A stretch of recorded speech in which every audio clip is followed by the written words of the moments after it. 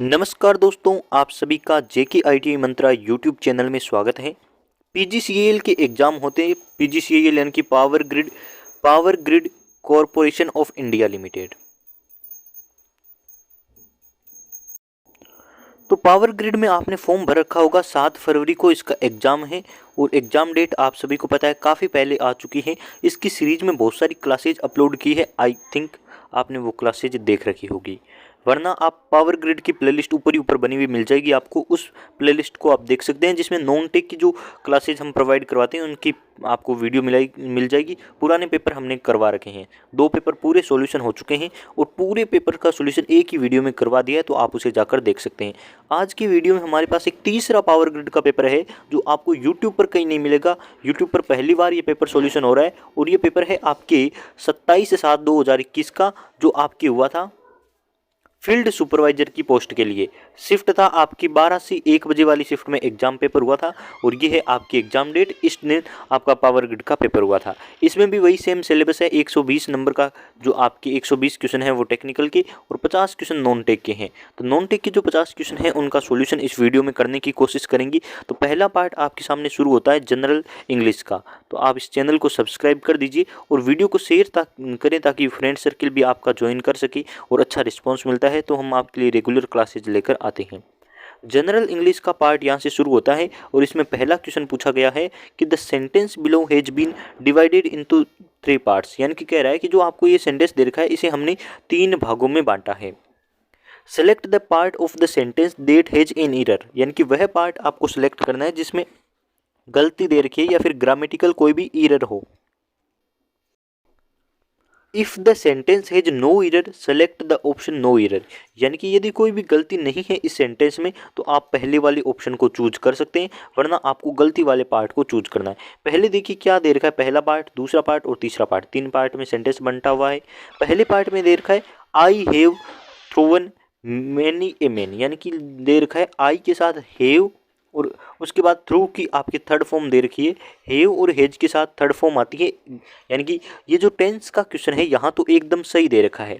आगे देखिए क्या दे रखा है, मैनी ए मैन। अब देखिए मैनी यानी कि होता है प्लूरल यानी कि बहुवचन, ए यानी होता है सिंगुलर और मेन की जो एम के बीच में ए लगा रखा है इसका मतलब होता है प्लूरल। तो ये भी प्लूरल है, ये भी प्लूरल है, लेकिन ए लगा के सिंगुलर। यानी कि ये पूरा सेंटेंस है, यहाँ मिस्टेक है, यहाँ मिस्टेक है। यानी कि सेंटेंस के पहले पार्ट में मिस्टेक हो गई और पहला पार्ट ये रहा, यहाँ आपको चूज करना है। समझ गए होंगे कैसे इस प्रकार के क्वेश्चन को अटेंड करना है। यदि आपको समझाने का तरीका पसंद आया है तो लाइक जरूर कर दीजिए। आगे देखिए क्वेश्चन नंबर 2। क्वेश्चन नंबर 2 कह रहा है कि some parts of a sentence have been jumped up. यानी कि आपको ये सेंटेंस दे रखा है और उसके आगे पीछे पार्ट्स दे रखे हैं, उनको बांट रखा है PQRS, 4 पार्ट में बांट रखा है। अब आपको एक ऐसा सेंटेंस इन चारों पार्ट को ऐड करके बनाना है, यानी कि मीनिंगफुल सेंटेंस बन जाए जिसका एक सार्थक अर्थ निकले यदि इसे हिंदी में अनुवाद किया जाए तो। और आपको लाइन वाइज बनाना है। जैसे कि मैं कह रहा हूँ मैं जा रहा हूँ स्कूल। अब ये कोई, या फिर जा रहा हूँ मैं स्कूल, ये कोई यानी कि मीनिंगफुल सेंटेंस नहीं हुआ। तो आप शब्दों को आगे पीछे करके एक बनाएंगे ना, मैं स्कूल जा रहा हूँ, इसे आप ऐसे लिखेंगे तो ये मीनिंगफुल सेंटेंस बन गया। वैसे ही इंग्लिश में आपको ये क्वेश्चन दिया है, इसको आपको एक यानी कि मीनिंगफुल सेंटेंस बनाना है। देखिए क्वेश्चन यहाँ से शुरू होता है, इट सर्व्स एज एन। फिर आपको चारों में से एक सेलेक्ट करना है। फिर दूसरा, यानी कि आपको एक थ्रस्टी क्रो वाली एक बोर्ड एग्जाम में कहानी देते थे और उसे आपको लाइन वाइज करना होता था ना, वैसे करना है। तो देखिए जब भी एन लिखा है ना, एन का मतलब है कि इसमें आपको ऐसा इसके बाद वर्ड आएगा जिसके आगे एन ए यानी कि वो यूज होता है। तो एक्सीलेंट आपको पता है, इससे पहले एन आता है, आर्टिकल देर का एन, तो आप पहचान कर सकते हैं। यानी कि इसके बाद जो आएगा ना पहले वाला ऑप्शन होगा वो आर होगा। यानी कि एक्सीलेंट फर्स्ट पॉइंट, यानी कि जो पहला ऑप्शन होगा वो आर वाला होगा और जिसमें आर पहले नंबर पर दे रखा है वो आपका आंसर होगा। लेकिन चारों में ही आर दे रखा है, यानी कि आपकी ये आर वाला ऑप्शन हमारे सही ना नहीं रहा। Excellent first point of contact with such. उसके बाद देखिए ए कंसिक्वेंशल एंड वेटी कॉन्सेप्ट एज आपकी रिकॉन्सिएशन। ये इस प्रकार से सेंटेंस बनेगा। आप कंप्लीटली जम्प्ड वर्ड को पढ़कर इसका आंसर दे सकते हैं, यानी कि मीनिंगफुल आपको सेंटेंस बनाना होता है। ये रहा आपके राइट आंसर। आगे बढ़ते हैं। तो पहले आपको तीनों चारों ऑप्शन को पढ़ना है और जब मीनिंगफुल सेंटेंस जिससे जैसे बने तो आपको उस प्रकार से बना देना है, यानी कि लाइन वाइज जोड़कर। आगे देखिए क्वेश्चन नंबर 3 आपसे कह रहा है कि select the most appropriate one word. तो वन वर्ड का क्वेश्चन है, आपको एक पूरी लाइन दे रखी है और उसका वन वर्ड आपको देखना है। कह रहा है ceremony in which A crown is placed on the head of a new king और क्वीन, यानी कि कह रहा है कि एक फंक्शन होता है जिसमें क्राउन यानी कि मुकुट पहनाया जाता है या रखा जाता है एक नए राजा और रानी के सर पर। तो उसे क्या बोलते हैं? तो हम कह सकते हैं कि उसे राज्याभिषेक बोलते हैं, यानी कि कोरोनेशन कहा जाता है। ऑप्शन नंबर सी इसका राइट आंसर रहेगा। आगे देखिए क्वेश्चन नंबर 4, चौथा क्वेश्चन कह रहा है fill in the blank the most appropriate choice. आपको ये सेलेक्ट करना है। अब देखिए कह रहा है pagans regarded staring as parents of well mannered children still do, यानी कि ये कह रहा है कि स्टार्टिंग में हमें ऐसा करना चाहिए ताकि वेल मैनर्ड चिल्ड्रन भी वैसा करें जैसा उनकी पेरेंट्स ने किया है। तो हम कह सकते हैं इम्पुडेंट, यानी कि इसका मतलब होता है एकदम साहसी, या फिर इसे दूसरे लैंग्वेज में यदि इसका सिनोनियम पूछे तो हम इसका सिनोनियम ब्रेव लिख सकते हैं। ये आपको ध्यान रखना है। तो ये इसका मतलब होता है साहसी कह सकते हैं आप, तो ये यहाँ ऑप्शन में आएगा। फिर देखिए 4 words are given out of which only one word is spelled correctly, यानी कि 4 आपको ऑप्शन दे रखे हैं, उसमें से केवल एक वर्ड है जिसकी स्पेलिंग सही है। Choose the correct spelled word, यानी कि जो सही से लिखा हुआ है उसको चूज कीजिए। तो देखिए ये रहा ऑप्शन नंबर ए ही सही है। इसका मतलब होता है एसिटिक। एसिटिक एसिड का प्रकार होता है ना, तो वो आपको दे रखा है, एसिटिक एसिड का नाम दे रखा है। और चारों ऑप्शन है उसमें से इस पहले वाले की स्पेलिंग सही लिखी हुई है। तो जनरल इंग्लिश के इस टाइम 5 ही क्वेश्चन आए थे, 2021 का पेपर है। तो टोटल मैंने कहा ना आपके 50 क्वेश्चन आएंगे, 50 क्वेश्चन आएंगे। तो इन्होंने क्या किया ना 15 रीजनिंग, जीके और आपके जो मैथ है उनके 15 क्वेश्चन दिए और इंग्लिश के 5 क्वेश्चन देकर इन्होंने टोटल 50 क्वेश्चन एडजस्टमेंट कर दिया है। आपके भी 50 क्वेश्चन आने हैं, तो इसी प्रकार से आएंगे। यहाँ से जो शुरू होता है पार्ट आपका पार्ट 2 रीजनिंग वाला, वो भी इसी वीडियो में रीजनिंग के क्वेश्चन करेंगे, यानी कि रीजनिंग के भी 10-15 क्वेश्चन है वो आपको करवा देंगे। तो रीजनिंग की देखिए पहला क्वेश्चन यहाँ से शुरू होता है, लेकिन इससे पहले मैं आपको बता दूं यदि आप पावर ग्रिड की अच्छे से तैयारी करना चाहते हैं तो इलेक्ट्रिशियन थ्योरी के 500 क्वेश्चंस की हमने एक पीडीएफ बना रखी है।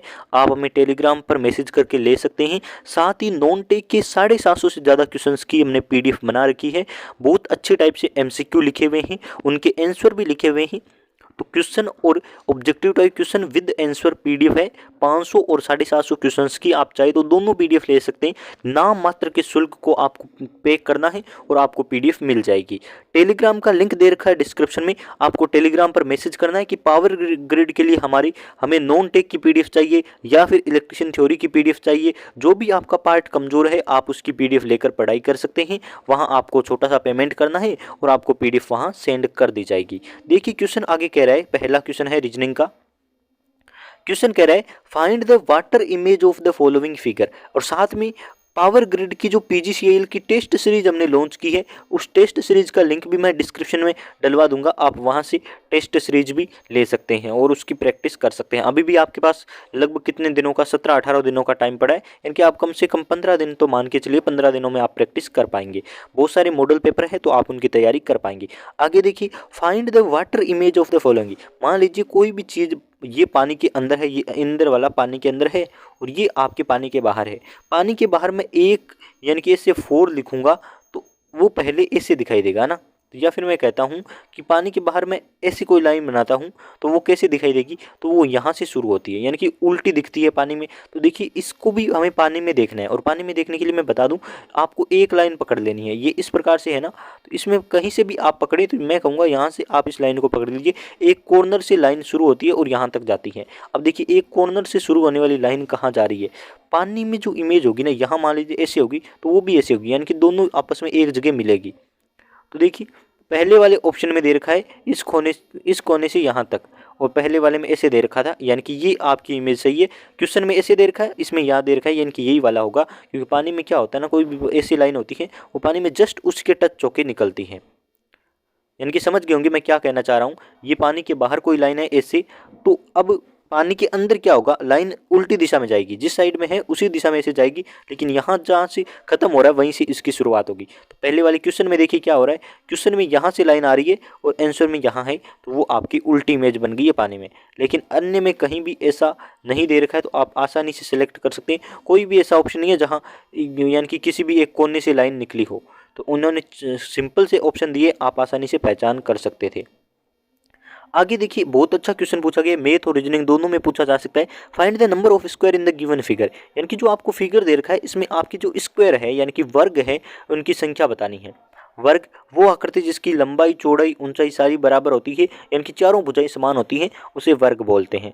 ये 2D आकृति होती है, इसमें लंबाई और चौड़ाई 2 ही होते हैं, ध्यान होगा आपको। तो देखिए मैं आपको बता दूं, 1 वर्ग, फिर 2 वर्ग, फिर आपके 3 वर्ग और 4 वर्ग। 4 तो बड़े बड़े वर्ग हो गए आपके सामने। आपको टोटल गिनने कितने, 4 तो बड़े बड़े हो गई। अब देखिए मैं आपको बता दूं, 1 ये रहा 5, 1 ये रहा 6, 1 ये रहा 7, यानी कि टोटल इसमें 7 वर्ग बन रहे। और आपको कहीं दिखे तो आप गिन लीजिए, मुझे 7 दिखाई दे रहे हैं, 7 ही वर्ग इसमें होंगे। आगे देखिए क्वेश्चन नंबर 3। क्वेश्चन नंबर 3 देखिए क्या कह रहा है। क्वेश्चन नंबर 3 कह रहा है choose a pair similar to the pair given in the question figure, यानी कि जो क्वेश्चन में जो फिगर दे रखा है इसका जो सिमिलर है, यानी कि इसके जैसा जो दिखता है ऑप्शन में, वो वाला सेलेक्ट करना है। देखिए पहले तो इस क्वेश्चन को ध्यान से देख ली। एक आ रही है ऊपर, यानी कि एक का मुंह है नीचे, इसे मैं मुंह बोल रहा हूँ ना, तो एक का मुंह है ऊपर की नीचे की तरफ और दूसरे का मुंह है आपकी क्या है, हम बोल सकते हैं कि ऊपर की तरफ, यानी कि ये आकृति को उल्टा किया है इन्होंने। क्या किया है, उल्टा किया है। तो देख लेते हैं उल्टा और कहाँ कहाँ कर रखा है ना। एक ही तो है, यानी कि ऐसे एल बना दिया इसने और यहाँ इसने ऐसे एल बना दिया, एल को उल्टा कर दिया है और कुछ नहीं है, या आप 7 को उल्टा बोल सकते हैं। यहाँ देखिए ये सिमिलर नहीं हो सकता क्योंकि इसे ब्लैक किया, इसे यानी कि इसे खाली छोड़ दिया, तो ये ऑप्शन नहीं हो सकता। इसमें क्या है, दोनों को उल्टा कर रखा है, यानी कि ये वाला आंसर नहीं होगा। इसमें देखिए क्या है, 7 ऐसे लिखा है, फिर इसने ऐसे लिखा है और एक को ऐसे किया है और एक को ऐसे किया है, यानी कि हम मान सकते हैं ये वाला आंसर होगा। आगे भी ऑप्शन देख लेते हैं क्या मिल रहा है, ये वाला बिल्कुल भी नहीं मिल रहा क्योंकि इसमें उल्टा करना भूल गए। तो ये हम देखकर अच्छे से पहचान सकते हैं, ऑप्शन नंबर सी इसका आंसर रहेगा। आप भी कर पाएंगे, ऐसे क्वेश्चन बहुत अच्छे क्वेश्चन हैं, इसे आप देखकर एक बार में कर सकते हैं। क्वेश्चन नंबर 4 देखिए। क्वेश्चन नंबर 4 देखिए कह रहा है out of the given option 3 are similar in certain manner, यानी कि आपको चारों ऑप्शन देखने हैं, उनमें से 3 तो एक समान है, लेकिन 1 option is not like the other 3, यानी कि जो एक ऑप्शन है वो उन तीनों के जैसा नहीं है, तो जो अलग है उसे आपको चूज करना है। अर्थ यानी कि पृथ्वी, इसे आप क्या बोलते हैं, ग्रह है, एक प्रकार का ग्रह। वेनस ये भी एक प्रकार का ग्रह। सैटर्न यानी कि शनि, ये भी एक प्रकार का ग्रह। लेकिन मून क्या है, ये एक पृथ्वी का उपग्रह है, यानी कि छोटा ग्रह, ये मेन ग्रह नहीं है। जो सूरज के चारों ओर चक्कर लगाते हैं उनमें से एक नहीं है, ये पृथ्वी के चारों ओर चक्कर लगाने वाला है, तो ये एक अलग है, इन तीनों से अलग है। और हमें जो इन तीनों से अलग था वही चूज करना था। Option number D is the right answer for question number 4। आगे देखिए question number 5, what is the sum of all the numbers on the dial of telephone, यानी कि क्वेश्चन सिंपल सा पूछा गया है। ऐसे क्वेश्चन यदि एग्जाम में आते हैं तो एक तो टॉपिक चैप्टर से संबंधित क्वेश्चन हो जाते हैं, एक जो बच्चे ने आज तक लाइफ में क्या देखा है वो भी पूछा जा सकता है। देखिए कह रहा है कि जो आपके मोबाइल फ़ोन होता है उसमें डायल करने वाला जो कीबोर्ड खुलता है, यानी कि कोई भी डायल करने के लिए, हम चलो नोकिया की बात करते हैं, तो नोकिया फ़ोन में क्या होता था, कीपैड फ़ोन होता था, उसमें नंबर बने हुए होते थे। तो ये कह रहा है टोटल जो नंबर होते थे ना, उन नंबर को आपको जोड़ना है, उनका योग देखना है। तो नोकिया के फ़ोन में या कीपैड फ़ोन में या हमारे फ़ोन में आज के जो डिजिटल यानी कि कीबोर्ड ओपन होता है उसमें 0 से लेकर 9 तक के अंक होते हैं। अब इन 0 से 9 तक के अंकों को हमें जोड़ना है, कितने होंगे, तो देखिए इसका फॉर्मूला होता है, किसी भी संख्या को लाइन से जोड़ने का होता है n/2 इंटू ए प्लस एल। ए प्लस एल, तो ए होता है पहला संख्या, एल होता है लास्ट संख्या। देखिए नो फोन में क्या होता है, 0 से शुरुआत होती है और लास्ट अंक होता है 9, तो 9 तक लिख दीजिए। और इंटू एन यानी कि टोटल नंबर कितने हैं, तो टोटल हमें पता है कितने नंबर होते हैं, टोटल 0 से लेकर 9 तक हम गिनेंगे तो 10 खटके होते हैं, 10 कीपैड होते हैं। तो नीचे हम लिख देंगे 2 से डिवाइड करेंगे, जब इसे 2 से डिवाइड करेंगे तो ये आएगा 5 और 9 में से 0 जोड़ेंगे तो हो जाएगा आपके 9, और जब 9 और 5 की गुना करेंगे तो क्या आ जाएगा 45। इस प्रकार से आप क्वेश्चन को आंसर कर सकते हैं। बहुत ही बेसिक सा तरीका है, बहुत ही आसान सा तरीका है, आप यूज करके इनके आंसर निकाल सकते हैं। आगे देखिए क्वेश्चन क्या कह रहे हैं, सिंप्लीफाई यूजिंग बोर्ड मास रूल, यानी कि बोर्ड मास का जो नियम है उसका यूज करके हमें सिंप्लीफाई इसे करना है या सरल करना है। अब देखिए बोर्ड मास का पहला नियम कहता है कि पहले ब्रैकेट को सॉल्व करो, जहाँ जहाँ ब्रैकेट है उनको सॉल्व करो। तो एक तो ब्रैकेट ये रहा, ये बन रहा है, तो हम इसे सॉल्व करेंगे तो हम ऐड कर देंगे 100 आपकी 79 में से 122 ऐड कर देंगे तो आपके आएगा 1 और फिर 1 और फिर आपके चला जाएगा 311, यानी कि हम ब्रैकेट की जगह क्या लिख सकते हैं, ब्रैकेट की जगह लिखेंगे हम 311 माइनस, अब देखिए दूसरा होता है बोर्ड मास का नियम कि भाग दो, भाग करो, तो भाग यहाँ है 550 में आपको भाग देना है 5 का स्क्वायर, 5 का स्क्वायर होता है 25, 25 का भाग देना है, तो हम 25 का भाग देंगे तो ये 5 से कटेगा और ये आपकी 110, फिर हम 5 से काटेंगे तो आपके 2 बार और ये 2 बार, यानी कि 22 बार। तो हम कह सकते हैं इसकी जगह हम क्या लिखेंगे, इसकी जगह लिखेंगे हम 22 प्लस आपको करना है 10। तो हम समझ गए हैं कि 311 माइनस 22 प्लस 10, तो हम कह सकते हैं फिर होगा आपके ऐड और फिर होगा घटेगा, यानी कि इसमें से 32, तो 311 में से आपको 32 घटाना है, 311 माइनस 32 हम कह सकते हैं कि ये आपके हो गया 11 9 और ये आपके 10 में से 3 गए 7 और आपके यहाँ 2, यानी कि एक बार इजीली मिलान कर सकते हैं।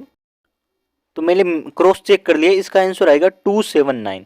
तो आप भी एक बार फिर से क्रॉस चेक कीजिए, यदि मेरे आंसर में गलती है, मेरे तरीके में गलती है तो आप कमेंट करके कंप्लीट आपका तरीका भी बता सकते हैं। आंसर की मैं 299 माना है, लेकिन मैंने 279 इसका आंसर निकाला है और मुझे लगता है यही करेक्ट आंसर है। तो आप भी क्रॉस मैच कर दीजिए और ये इसका राइट आंसर होगा 279, ऑप्शन नंबर ए। आंसर की मैं गलत दे रखा है और देखिए इस बच्चे ने सी सेलेक्ट किया है, लेकिन इसका आंसर आपकी 279 होगा। लेकिन मैं अपनी गलती एक्सेप्ट कर लूँगा, आप कमेंट में बता सकते हैं अपना तरीका भी, क्योंकि कभी कभी गलतियाँ किसी से भी हो सकती है ना। तो मैंने क्रॉस मैच भी कर लिया है, तो आप मिला दीजिए, कोई ना बड़ी बात नहीं है।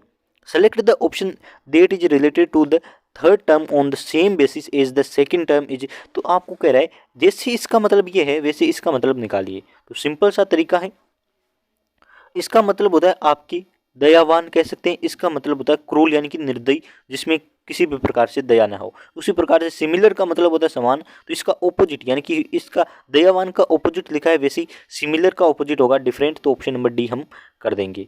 आगे देखिए क्वेश्चन, यहाँ होता है रीजनिंग का 8वां क्वेश्चन। क्वेश्चन कह रहा है from the given answers figure select the one in which the question figure is hidden. आपको 4 ऑप्शन दे रखे हैं, उनमें से ऐसी वाली सिलेक्ट करनी है जिसमें ये आकृति छुपी हुई है, कहीं ना कहीं छुपी हुई है। तो पहले तो आपको ये आकृति देखनी है कि आकृति क्या है, ऐसे ऐसे ऐसे, यानी कि ये आकृति ऐसे है। तो किसी भी आंसर में ये वाली छुपी हुई है क्या, तो हम कहेंगे यहाँ ऐसे आ रहा है लेकिन छुपी हुई नहीं है, यानी कि 7 तो आ रहा है लेकिन ऊपर नहीं जा रही है, ऐसे आके ऐसे जाना है तब छुपी हुई मिलेगी। ऑप्शन नंबर ए में नहीं है। ऑप्शन नंबर बी में तो कभी यहाँ से मान सकते हैं इतना, लेकिन ये डीपली नहीं है। ऑप्शन नंबर सी में देखिए, यानी कि ऐसे आनी चाहिए ऐसे जानी चाहिए, ये नहीं है। लेकिन ऑप्शन नंबर डी को देखिए ध्यान से, ऑप्शन नंबर डी को यहाँ से देखेंगे तो ये आकृति छुपी हुई मिल गई, तो यहाँ आपकी आकृति छुपी हुई है, ऑप्शन नंबर डी में ये रहा। आगे बढ़ते हैं, आपको कह रहा है कि find the wrong number from the series, यानी कि गलत आपको नंबर देखना है कि कौन सा दे रखा है।